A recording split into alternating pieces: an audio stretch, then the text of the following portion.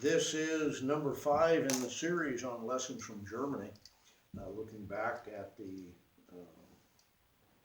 events, chronology, and philosophy, if you want to call it that, of Hitler's rise to power following World War I, that brought us into the global conflict of World War II. How that worked, how a house painter from Vienna, as we term him, became one of the most powerful men on the face of the earth and was able to maneuver his way to power. Lesson number 1 had to do with when you take God out of government, expect the country to deteriorate. And that is, of course, one thing that was done. Lesson 2 was that economic woes can be used to manipulate a particular agenda and gain control over the people of a country. Lesson 3 had to do with just because it's right, or just because it's legal, just because it's legal doesn't make it right. Hitler's ability to change laws and redefine terms. And then last time we were in this was the effects of propaganda, or as I subtitled it, how to get lemmings to willingly head for the cliff. The redefinition of terms, catchphrases, slogans, buzzwords, popular consciousness, repetition, and so forth, everything. Lesson number 5 tonight is who trains the children? And you might think, well, that's not a real a political hammer or anything. I'm going to suggest to you one bet, because Hitler thought it was. Okay, and there's a disclaimer here when we start talking about educating children.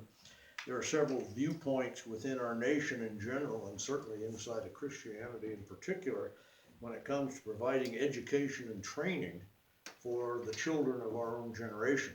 Okay, the following, and there's a lot of following here tonight, believe me, with the material, is not an endorsement for any particular vehicle which attempts to accomplish the training program of our children. There are strengths and weaknesses in each arena of education which should be considered when you look at potential paths to fall. Again, I wish that every parent in this community that has school-age children or intends to have school-age children would be here tonight. But we go with what God has provided. How's that? Now, I'm going to give you a brief biographical sketch. Some of you know a little of this. Some of you probably have never heard any of it. But there's a reason for it, so bear with me. I'm not trying to blow air in my own balloon. When dealing with the challenge of providing education for our own children, Karen and I, during a 30-year journey from first grade of the oldest one through college graduations for the fourth one, wound up spending about 30 years dealing with education for our children. Okay? In the process, we utilized public school, homeschool, and private schools. My wife did both private tutoring in the home as well as being a supervisor in a Christian school system. I taught at the high school level in a variety of different classes in multiple Christian schools and was the administrator of 2 others. Okay? Our oldest child spent 8 years in Christian school, homeschooled for 1 year, in which he did 2 years worth of work, and then went 2 years in a public school, graduated as valedictorian of the class. Might add that 6 of his 7 teachers that he had while he was in high school were either in Bible studies that I taught or attended the same church that we attended. Ryan graduated with honors from an Ivy League level private college that was generically labeled Christian, but in reality was eminently secular in most areas. It had been established as a Christian school and then spiritually had degenerated. How's that? Rochelle, our oldest daughter, attended Christian schools for 8 years and then was homeschooled until she graduated, being just barely 17. She also attended a nominally Christian college, graduated with honors while struggling with the ever-widening impact of ecumenical thought, while under the influence of her instructors, even though she was a major in accounting. Okay? There was a lot of liberality within the philosophy of the school. Yvette was homeschooled for 8 years and graduated in 4 more years from a Christian school, attended Multnomah Bible College, graduated with a degree in Christian education. Janae was 3 years homeschooled, graduated from a Christian school, then attended 2 different liberal arts Christian colleges and finished with a degree in economics. Now, I relate this not to brag about anything my kids have accomplished in their educational pursuits, but to illustrate the diversity of the background which I've been exposed to as a parent, a teacher, and an administrator. I can, and if you want to ask personally, will give you my perspective on each of these approaches to educating a child. I have opinions just like everybody else. A note here, just for the purpose of clarity. I make a very real definition between public school education and government school education. Okay? My definition runs something like this. Public schools are directly controlled by the parents of the students living within the local school system. The staff and the teachers of these schools are hired and fired based upon the direct assessment of their ability to transmit the educational, moral, and philosophical worldviews of the parents in the immediate geographical area. Government schools recognize parents as being, at best, on the fringe of the educational system. Parents have little, if any, real input into the curriculum, teaching, overall principles of what is mandated by the state or federal Bureau of Education. The synopsis goes something like this. Public schools are directly controlled by the parents. Government schools are directly controlled by the government. Okay? Now, let's move on to Hitler's Germany. In Hitler's era, in Germany's history, homeschooling was deemed illegal. Okay? By 1938, Hitler had mandated that public, that's the way his term, government, just put government in there, government-controlled education was compulsory and children could not be educated in any other fashion. Why did he do this? Because Hitler understood the value of educating a child in a prescribed manner in the philosophy of the Third Reich. Okay? Let me give you a quote to emphasize this. I better get the print's kind of small here, so I'll stick on my specs. This is a quote from Hitler himself. "The youth of today is ever the people of tomorrow. For this reason, we have set before ourselves the task of inoculating our youth with the spirit of this community of the people at a very early age, at an age when human beings are still unperverted and therefore unspoiled. This Reich stands, and it is building itself up for the future upon its youth. And this new Reich will give its youth to no one, but will itself take youth and give to youth its own education and its own upbringing." End quote. Hitler's view that the new Reich will give its youth to no one, but will itself take youth and give to youth its own education and its own upbringing. He believed that whoever controlled the youth controlled the future of the nation. Pure and simple. Okay? Hitler increased taxes and regulations, eliminating the private denominational schools at the time. Remember that Hitler controlled the Reichstag, the legislature of Germany. Congress. Hitler made the laws he chose to. He squeezed parents and private schooling out of the picture through regulation and taxes. Have to meet certain standards, have to meet certain criteria, have to pay for the privilege of being able to, have a school and so forth. What happened in 1938 when the only schools left in existence were the government schools? Well, the textbooks were rewritten to emphasize the supremacy of Aryan views. Teachers, if you wish to keep your job, had to swear an oath of loyalty to Hitler and his views. That was compulsory, otherwise you lost your job. They had to use only the officially sanctioned course material and the textbooks supplied by the Reich. Jews were denigrated as subhuman, and the Aryans were elevated. Jesus, interestingly, was portrayed as a hero that had been murdered by the Jewish people. Right? Yeah. Hitler's agenda was clear. This is a quote. German youth must no longer be confronted with choice. They must be consciously shaped according to the principles which are recognized as correct, according to the principles of the ideology of National Socialism, end quote. You see, we're pretty obvious where he's headed, isn't it? Okay? The goal was conformity to the standard of the Third Reich. Free thought and its subsequent independent decision-making was programmed out of the system, just eliminated, wasn't allowed. Okay? Censorship of textbooks, speeches, and cultural practices was utilized to bring the new truth of Nazi superiority to the nation. For example, professors in Munich, in the college system, what we call a college system, university, were told, quote, from now on, it is not up to you to decide whether or not something is true, but whether it is in the interest of the National Socialist Revolution, end quote. In essence and practice, the textbooks were rewritten and truth became whatever the Nazis wished it to be.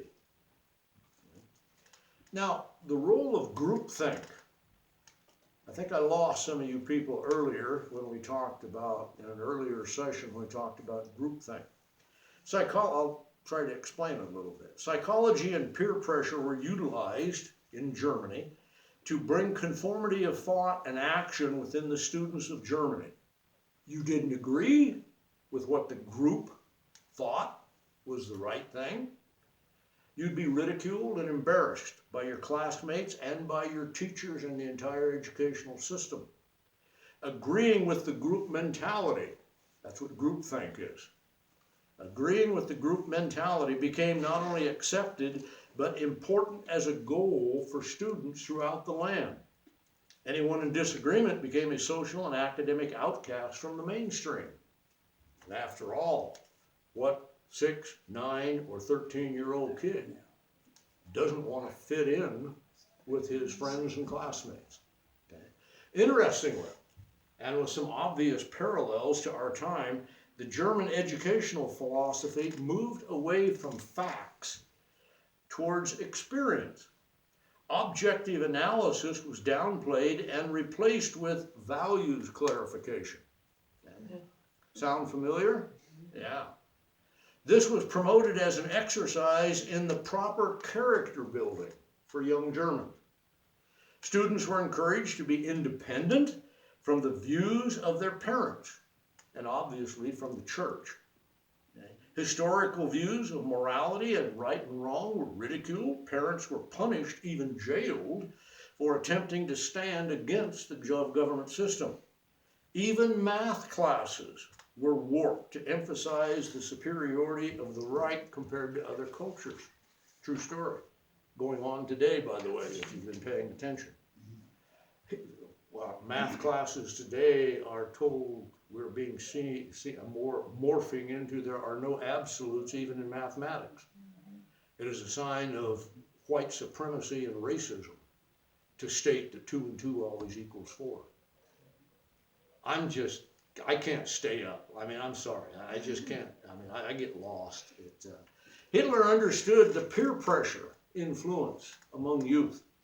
He promoted clubs, and most eminently, he promoted the Nazi youth group system, where young people were encouraged to rebel against the standards of their parents. Freedom was the issue from the tyranny of parental authority. This, of course, was nothing more than indoctrination. You can call it brainwashing very accurately, that it was being practiced upon the naive and gullible minds of a nation's youth.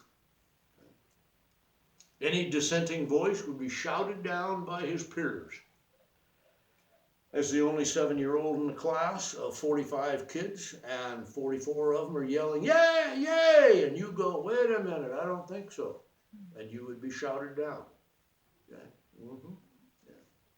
Ridicule, embarrassment were then and still are devastating tools used to bring these wayward individuals in line with the Nazi Party doctrine. They were being conditioned into submission to the authority of the state. Pure and simple. Okay? That's why lemmings head for the cliff with shouts of great glee. It's because they have been conditioned to do what the state says. Okay? Hitler had a vision he was putting into play.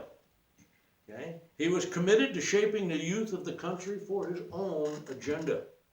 He brought his warped will to bear and used deliberate distortions to sway the gullibility of the young. He understood that feelings, especially within a group of peers, was far more powerful than reason and facts. In general, this is putting the psychology of mob mentality into motion. Satan's approach to Eve in the Garden of Eden. You ever think about this in a parallel? Let me read that to you as Satan, in the guise of the serpent, comes and talks to Eve. Chapter 3, verse 1 and following. Now the serpent, Satan in the guise, was more subtle, crafty, you will have the term, devious is even a better term, than any beast of the field which the Lord God had made. And he said to the woman, hath God said, you shall not eat of every tree of the garden? The woman said to the serpent, we may eat of the tree of the fruit of the trees in the garden, but of the fruit of the tree in the midst of the garden, God has said, do not eat of it, neither even touch it, lest you die. And the serpent said to the woman, you shall not surely die, for God knows. And the day you eat thereof, your eyes will be opened, you will be as gods, knowing good and evil. And when the woman saw that the tree was good for food, pleasant to the eyes, and it would make one wise, she took the fruit and ate, and gave also to her husband, and he did eat. See, Satan planted ideas in the mind of the woman, in a naive and trusting human being. Here are some of them. Okay, here are some of them. God is a liar. You can eat any tree you want. God can't be trusted. I mean, after all, if he lies to you, how can you trust him in the other areas?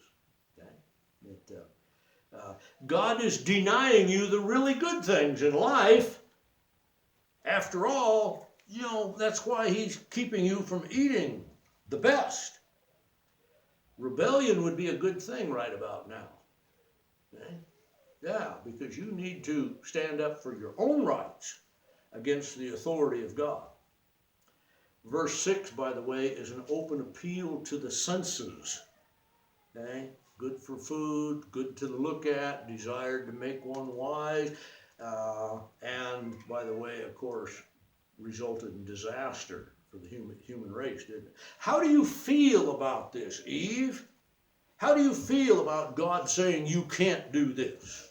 Okay? How do you feel about how attractive that fruit is? You can almost see, and while thinking and reason can control the effect of emotions, it's also true that emotions can mandate decisions and actions that have no rational basis whatsoever.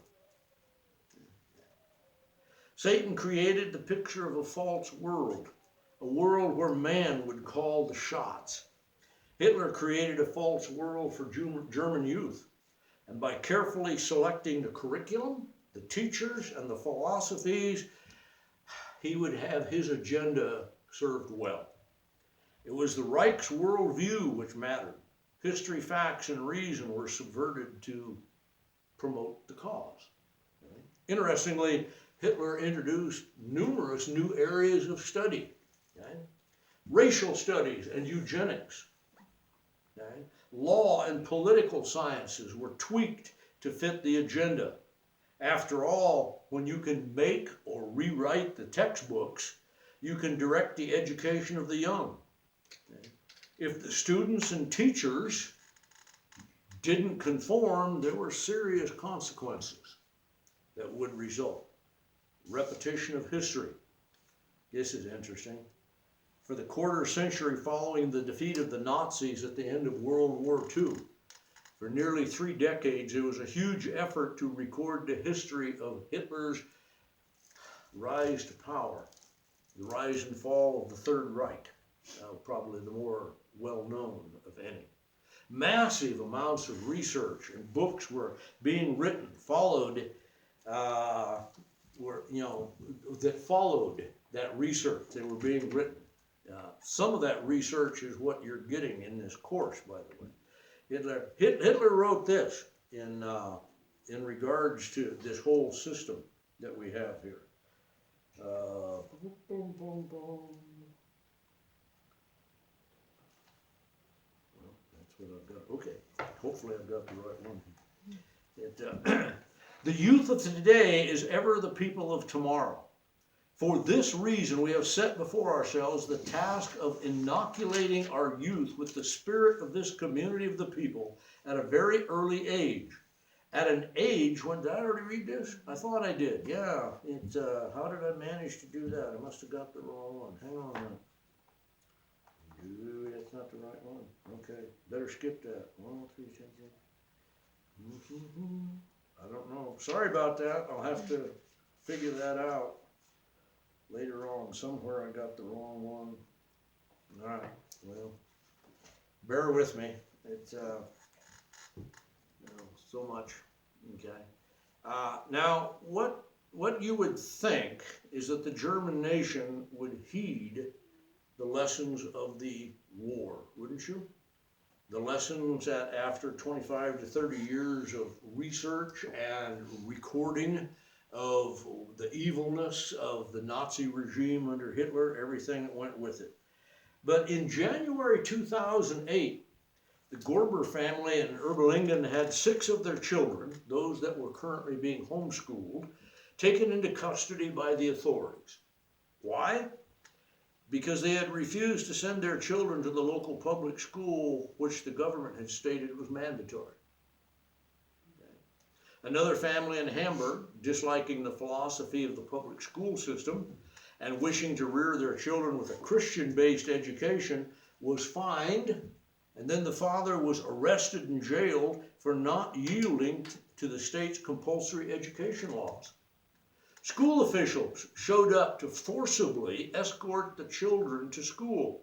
Eventually, the parents lost custody of their children as being unfit parents, and they became wards of the state. Later, the family fled to Austria to escape the draconian education laws of Germany. This is 12, 14 years ago. Okay. Unfit, by the way, as you might conclude, meant being in opposition to the government's requirements for the education of their children.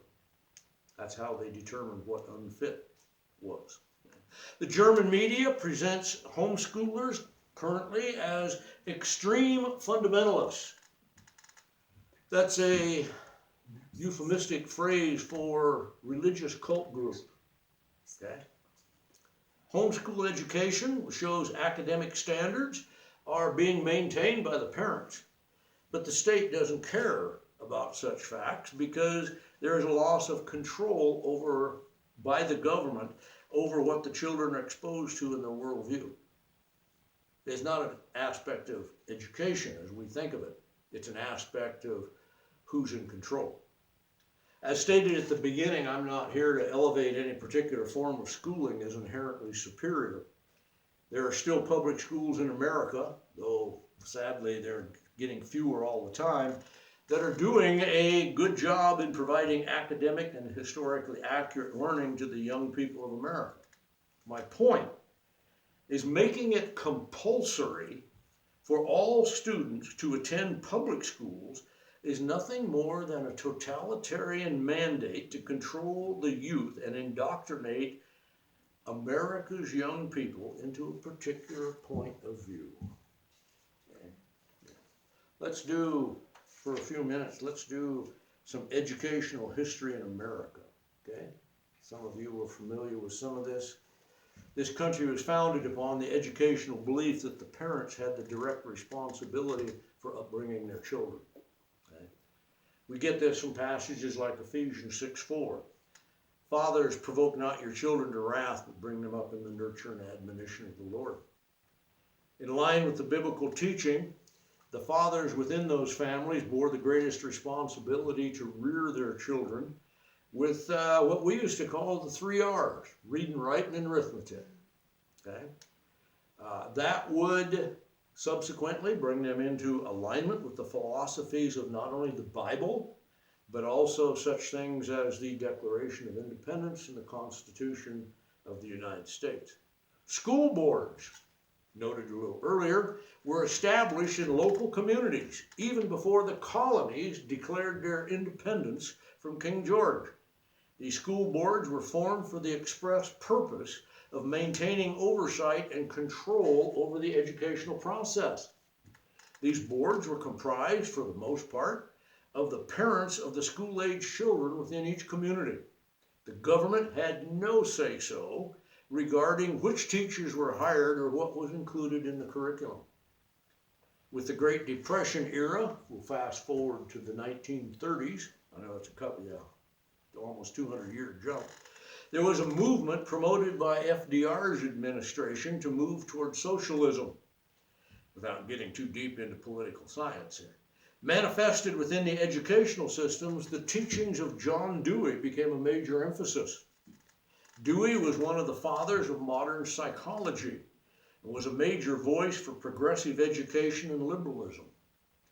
He was the president of the American Psychological Association for 25 years, up until the time of his death. At least some of his philosophy came from the rather influential and notable German philosopher and avowed atheist Immanuel Kant. He emphasized a democratic approach to life and education. Now, the definition of democratic then equates to socialism today. Okay? Age-segregated classrooms were promoted as being essential for the social development of children. Standardized textbooks and tests were viewed as being more fair in analyzing aptitudes and accomplishments. Rather than the narrowness of facts and history, Dewey's emphasis included the experiential involvement of the student, partly due to the economics of the Depression era, and partly due to the propaganda. The push for public education gained steam and flourished. The government stepped in to assist with funds needed because of the Depression. And there's always strings attached. There ain't no free lunch. I think we all know that. Okay? Never let a good crisis go to waste, right? Where have we heard that before? Added to this was the appeal of the movement to make life easier for the parents that were struggling with the Depression era. Yeah, just let the government have oversight to take care of the details of the education, like teacher qualifications, which textbooks are accepted, graduation standards, so forth. Okay. Of course, blatantly ignored by most, was the reality that the philosophy of this public system would directly reflect the values of whoever was in charge of the public system. Okay? John Dewey was an avowed socialist. He was also an atheist. He had no use for America's capitalism or its form of government. Like Hitler, Dewey's vision was to directly influence the education of the youth of this country, thereby directly influencing the future of the nation as a whole. Where does America seem to be headed?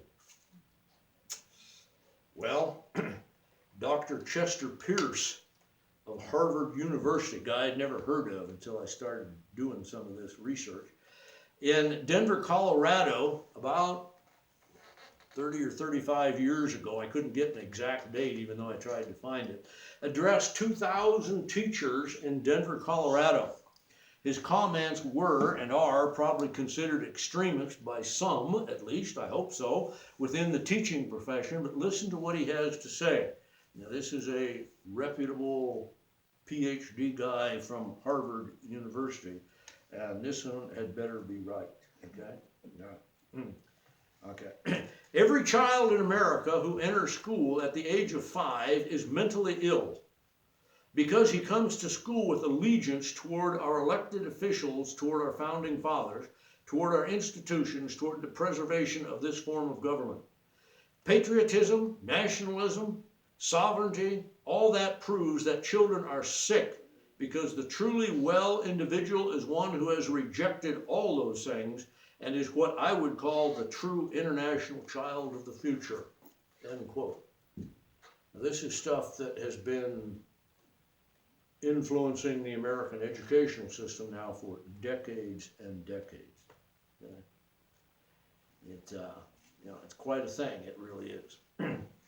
With the ongoing progression within the government education system, we're finding our schools are becoming environments where students, children, our children, are exposed to direct indoctrination on rebelling against parental authority, making fun of moral and biblical values and traditional standards, having sexual identity redefined, and there's more, sadly enough.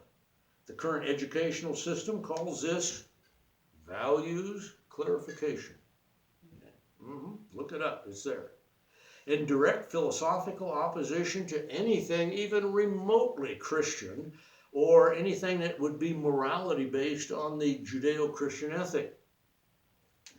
This is based upon the view that there are no moral absolutes. Society's governance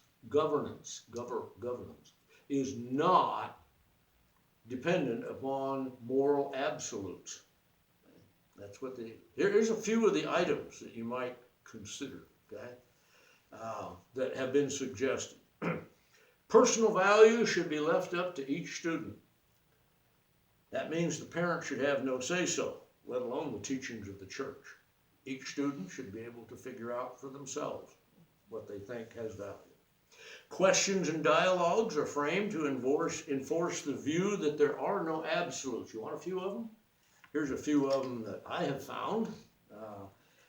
Such questions as, should there be a law to limit a family to 2 children? That's a loaded question. That's like saying, are you still beating your wife? There's no right answer.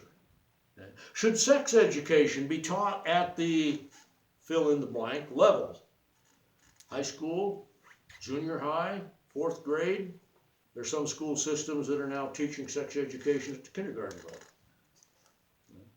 Should sex education include homosexuality, transgenderism, and conceptions? Should masturbation be viewed as completely acceptable?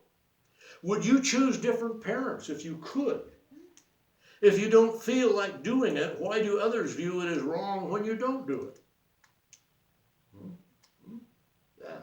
You see how the right question? Most of you have run into various poll questions, whether it's a phone poll or a written poll or whatever.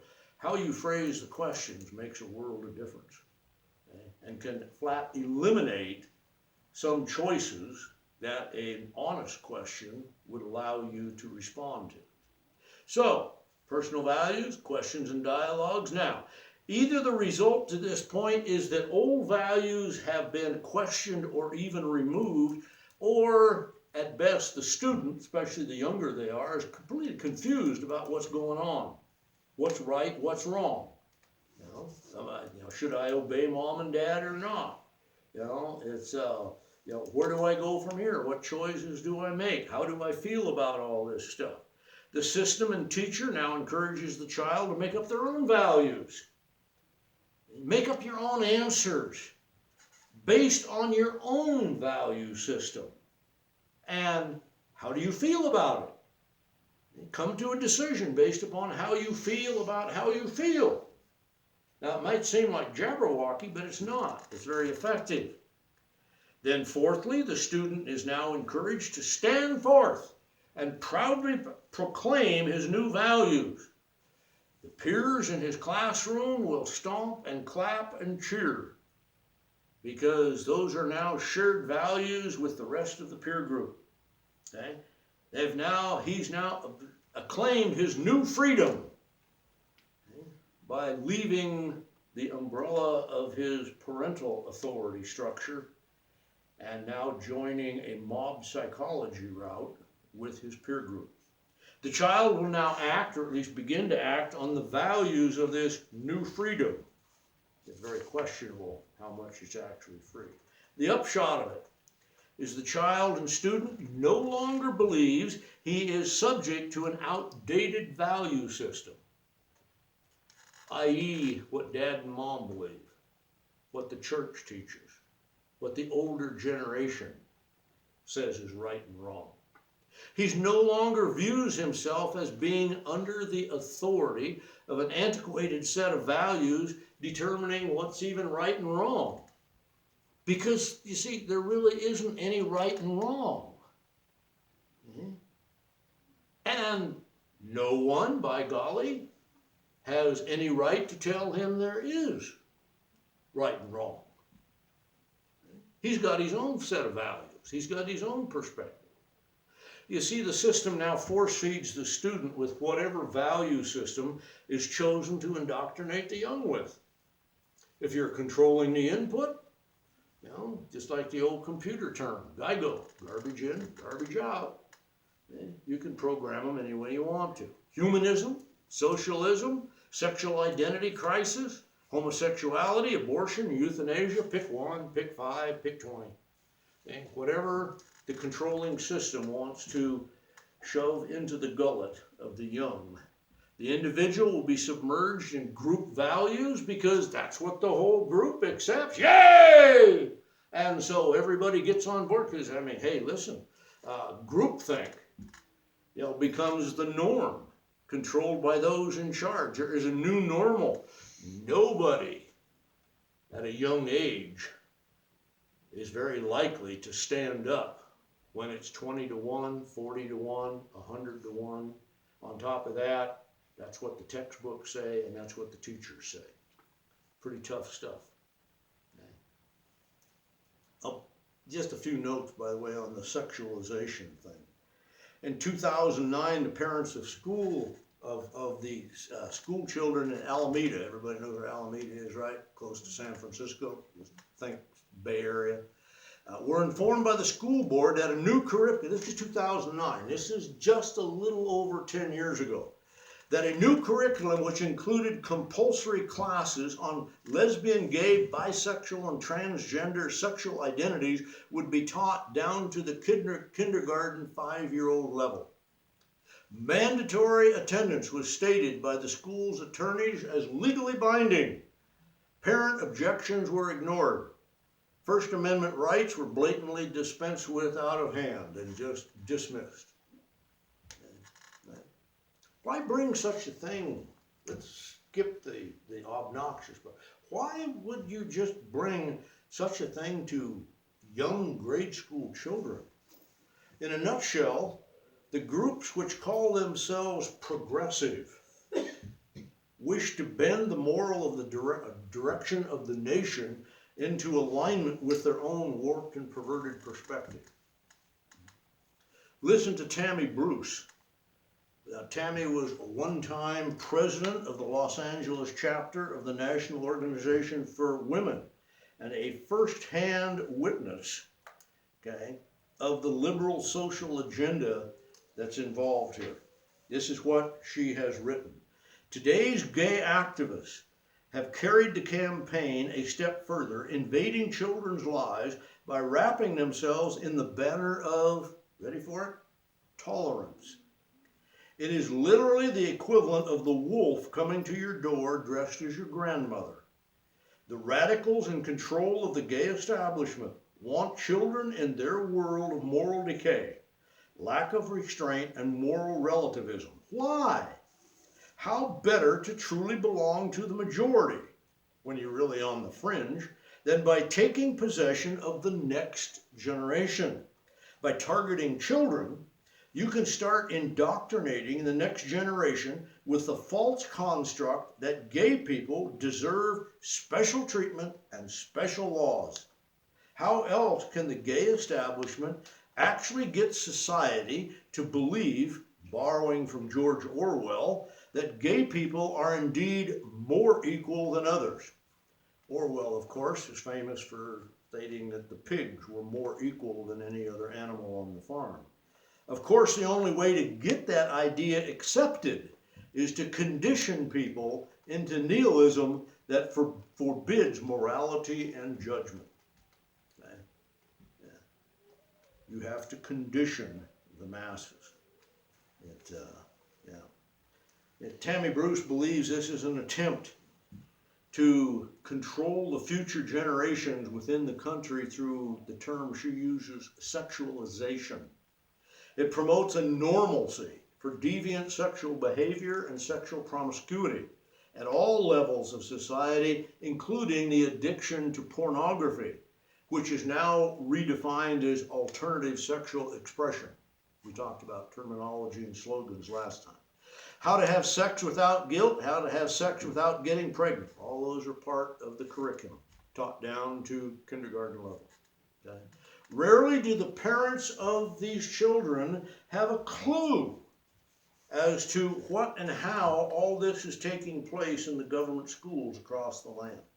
Here's a list of items which North Carolina teachers were told they had to teach in the 2006 year. Okay? I think there's a 7-point list here. Number one, there is no right or wrong. There's only conditioned responses. Number two, the collective good is more important than the individual. Okay? Number three, consensus is more important than principle. Flexibility is more important than accomplishment. Nothing is permanent except change. All ethics are situational. There are no moral absolutes. There are no perpetrators. There are only victims. Ouch. Ouch, ouch, and ouch. Remember, not all public schools are endorsing or implementing this kind of brainwashing, but it's out there and it's spreading. Okay, now you get political correctness. The textbook publishing area is a multi-billion-dollar industry, fantastically lucrative business to be in if you have the right connection. There's an amazing amount of taxpayer money that goes into the curriculum of our government school system. The content of those books is annually reviewed, piece by piece, year by year, by a government-approved board of educators to determine what needs updating for the good of the school children. I mean, who could possibly be in opposition for the best, for the good of the school children, right? Mm-hmm. In recent times, such things as the elimination of any reference in history books to the Pilgrims has occurred. Mm-hmm. The attacks in New York on 9/11 are attributed to extremists with no reference whatsoever to their being Muslim. The religion of Islam is stated as a fact, but Judaism and Christianity are presented as myth. One quote, it is said that Moses received the 10 Commandments, and it was believed that Jesus was the Jewish Messiah. End quote. One is fact, the other one is, well, some people might think this. See the difference? The language police have been at work behind the closed doors of liberalism. America is now often presented in a negative light. The oppression of the slaves, the capitalistic nature of man, the non-democracy of a republic where all people don't have an equal voice. Little, if anything, is ever printed about the comparisons to the destruction of so many other nations and the terrible living conditions of third world countries that don't have the system in place that we do. There's nothing to compare it to. It's all the negative, the negative, the negative, without any comparison to things that are at least as bad, if not worse. Okay? Pictures of women cooking in the kitchen have been universally eliminated from virtually every textbook in the land. Denigrating, sexist, too degrading, sexually oppressive. Stereotypes are outlawed. You no longer have snowmen being built. You now have snow people. You have a snow person, but you don't build snowmen. Not in the textbook. The politically correct watchdogs are on the job. We're now, we in general, as a nation, schools in particular, are told that the purpose of studying history at all is to define past wrongs so that reparations can be dispensed in the present. That's why we study history at all. So we can find out what we're guilty of, our ancestors were guilty of, and somehow fix it by usually throwing money or whatever. Okay? History is viewed as racist and a sexist expression of the oppression of a white supremacy group. And everyone, even remotely Caucasian, okay, is held as guilty and needing to express remorse and make amends in some fashion. Usually has something to do with money. Okay? Facts, such as Chicago gang wars currently going on, okay, where for years now black people have been primarily killing other black people. The facts are completely ignored, okay, because that wouldn't fit the agenda of the racist white supremacist thing. Okay? Many educational institutions, and by the way, many businesses and organizations in general, now require racism seminars, racism education, racism training, whatever particular term. One University of Pennsylvania student had her paper red flagged by her professor for stating she had great respect for the individuals of other races. Okay? The problem, according to the professor, who circled the word in red ink, the use of the word individual was in and of itself a sign of incipient racism. Wow. Talk about a woke generation. One educator, a guy by the name of Les Parrott, two R's, two T's, don't know anything about the guy, stated this, quote, in PC land, political correct land, in PC land, the middle ground disappears. You are either pro-gay rights or you are homophobic. If you're not fighting for feminist causes, then you're automatically a chauvinist, end quote. Okay. Opposed to abortion as a murdering of the unborn, you have to be sexist, anti-women's rights, and oppressive of other people's liberties. You just automatically classified that way. A great truth of the PC movement, by the way, is there is no objective truth. None. History, politics, morality, even hard science, there's no such thing as unchanging truth. The truth of the moment is what works in the here and now, and that is constantly in flux. Truth is whatever you currently define it to be. History is a shifting assessment of the oppression of class cultures in different countries down through the centuries. So even on a national basis, it's one nation oppressing the other. Okay? Political correctness analysis. The poor are poor because the rich are rich. Huh? Well, that's what they say. That's one of their mantras. Okay? The poor are poor because the rich are rich. Now, the meaning is if you have any material wealth, you must have oppressed poor people to gain it. Otherwise, the poor would have as much as the rich do. However you define poor and rich is, again, variable depending upon your truth of the moment.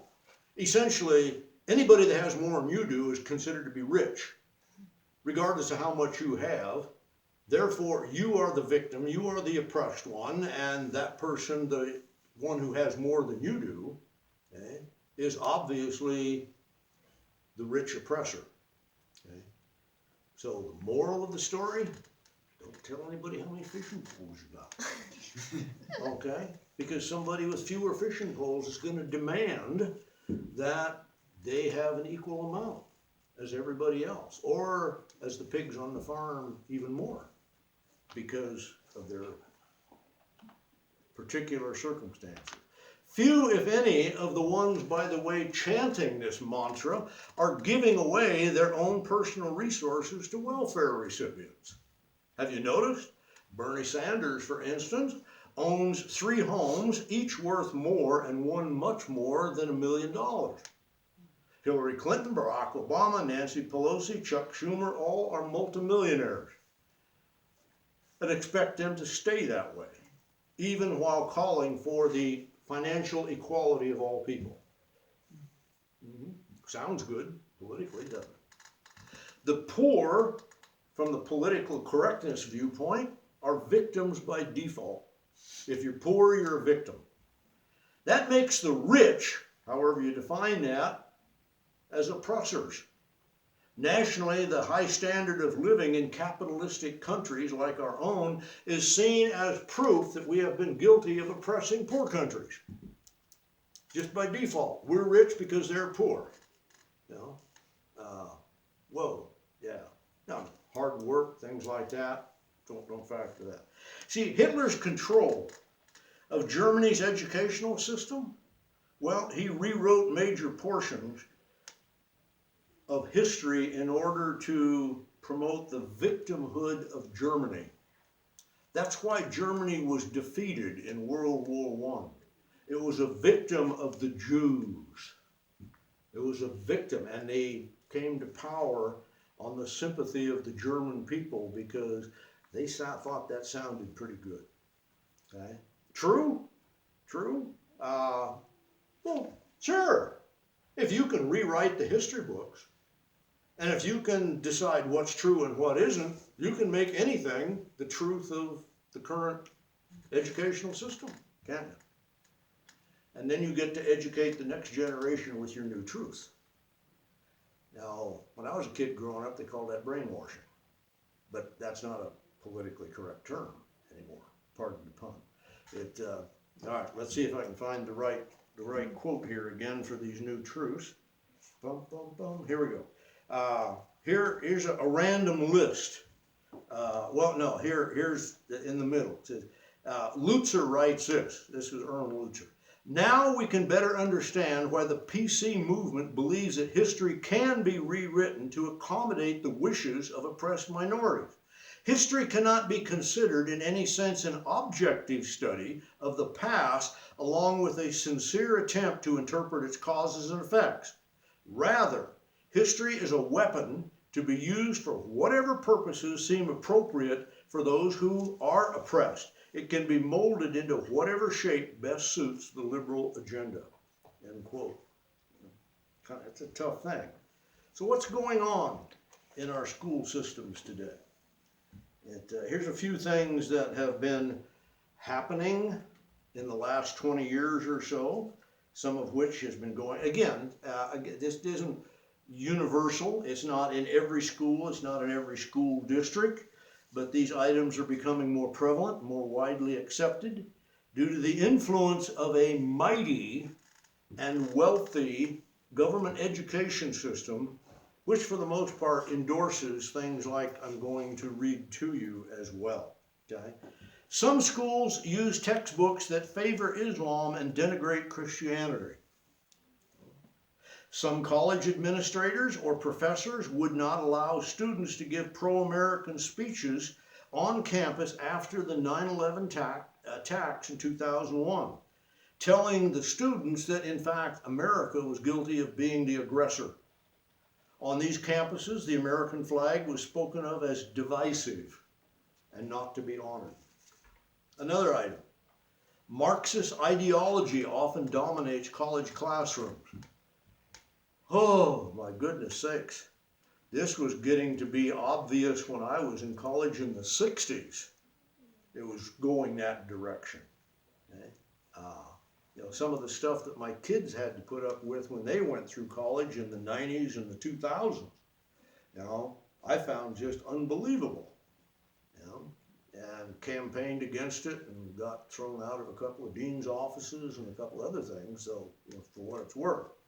guy by the name of David Horowitz, some of you will recognize the name, said, quote, "There are more Marxists on the faculties of American colleges than in the entire former communist bloc," end quote. I think maybe that's a little guilty of a bit of hyperbole, but the idea was, yeah, socialism, Marxism, communism, atheism are running rampant on the college campuses of our land. Another item, a California teacher has been forbidden to show his students the Declaration of Independence because it refers to God.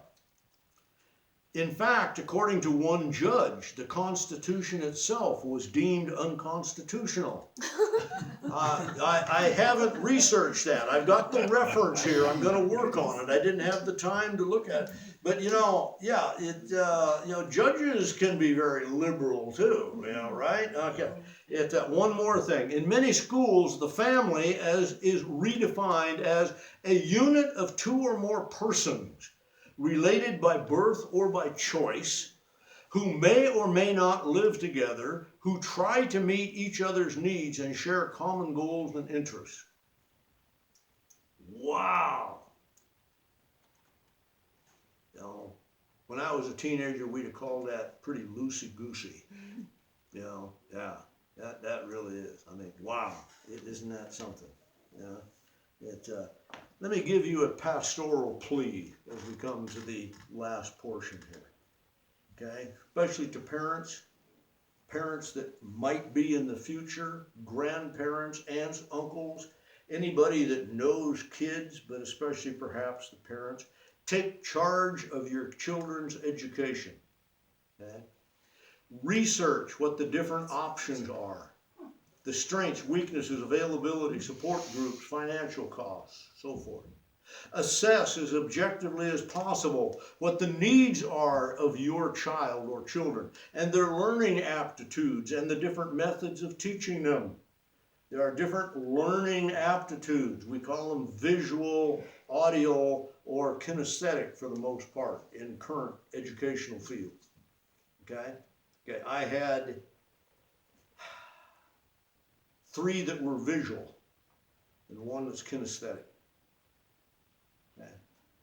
Kinesthetic, by the way, are not particularly visual, but they are very audio oriented, and they have to be hands-on. You try to teach one with a different method, and you talk about frustration, because we didn't recognize it for a couple of years, but that 3rd kid had to have hands-on and explanations. Today, she can't talk, and if she had her hands tied behind her back, she couldn't talk, because she's got to be expressing herself and working her way through it all the time. Okay? Yeah. Teacher's credential. Christian ed, but so what? Just to show you the difference in those things. Recognize that the conventional standard of government education might well not be in the best interest of the child. Also recognize that there is a price to pay for getting off the juggernaut of government education and having to paddle upstream on your own. It can be rough. Okay, it really can. This may lead you to a greater involvement in your local school environment. Interfacing with teachers, administrators, perhaps even serving on a local school board, making sure it's done right in your local community. Or may direct you into the private school arena, where you need to be very current on curriculum, staffing, and worldview, because the same possible pitfalls are in a private school as there are in a public school. Or you may conclude that homeschooling is the route to pursue. Like I said, been exposed to all 3, actually all 4 if you can figure public and private, and public and government schools are different. Okay, a lot of experience there. Okay? Here's the point. They are your children. They do not belong to the government. They are your children. The Old Testament principle of parents raising and training their children is really clear. Okay? Just as a reminder from Deuteronomy chapter 6. These words that I command you this day will be in your heart. You will teach them diligently to your children. Shall talk of them when you sit in your house, when you walk by the way, when you lie down, and when you rise up. Okay. And the passage, of course, goes on and includes frontlets and signposts in the house and everything that goes with it. As noted earlier from the book of Ephesians, not only your child's intellectual education, but his moral and spiritual well-being are entrusted to the parents by God himself. Regardless of how we might individually assess the intentions of the government system of education, it remains the prerogative and the responsibility of the parent to provide for the well-being of the child, not the government's. It'll take courage. You'll be bucking the tide. I can guarantee it. My advice, fight on. Let's close. Father, thank you for this hour on a difficult subject, an hour on something that isn't in some ways very uplifting. But again, as Luther put it so well in his book, if you don't learn from the past, you are doomed to repeat it, quoting Santayana from years ago. Lord, we just thank you that we can be able to have the opportunity to assess, to take a look at not only what's broke, but perhaps how we might be involved in the fixing. Lord, we realize that fighting big systems is indeed an uphill battle, but your grace is sufficient, and we are called upon to stand true and leave the results to you. So we commit ourselves to doing that. Let us be an encouragement to others that might face these challenges with their own school-age children. And we want to honor you with it in Christ's name. Amen. Thanks for that.